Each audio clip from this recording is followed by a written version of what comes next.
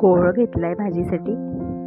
कोहळ्याला छोट्या छोट्या पीसेसमध्ये कापून घ्यायचं आहे आणि मिक्सरच्या जारमध्ये मिरची घेतली, कच्ची मिरची, कांदा, टमाटर, थोडा लसूण घ्यायचा आहे, सांबार घेतला, थोडा कढीपत्ता घ्यायचा, जिरा आणि थोडा अद्रकचा तुकडा घ्यायचा आहे.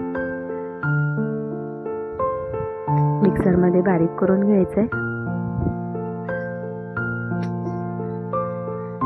अशी ही पेस्ट तयार करून घेतली. थोडे शेंगदाणे घेतले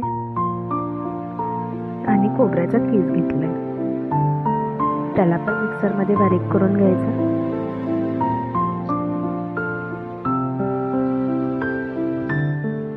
हे कोहळ्याचे छोटे छोटे पीसेसमध्ये कापून घेतलं. तर कोहळ्याला ते पीसेस घेतले आणि तुरीचे दाणे घ्यायचे.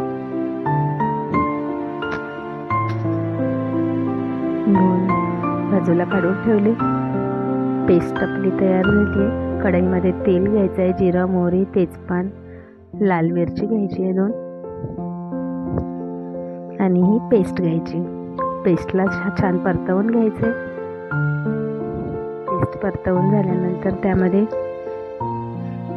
तिखट, मीठ, हळद, थोडा गरम मसाला, जिरा पावडर, धने पावडर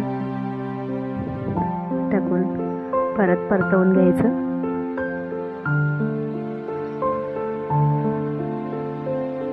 असंही परतवून झाल्यानंतर थोडं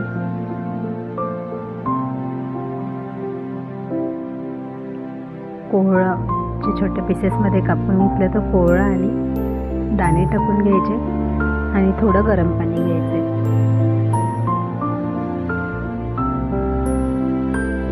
कमी पाणी टाकून शिजू द्यायचं आहे. आपल्या आवश्यकतेनुसार पाणी टाकायचं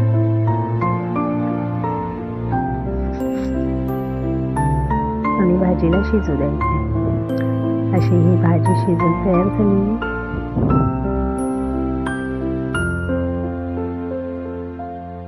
अशी ही भाजी शिजून तयार झाली आहे. कोशिंबीर टाकायची वरून.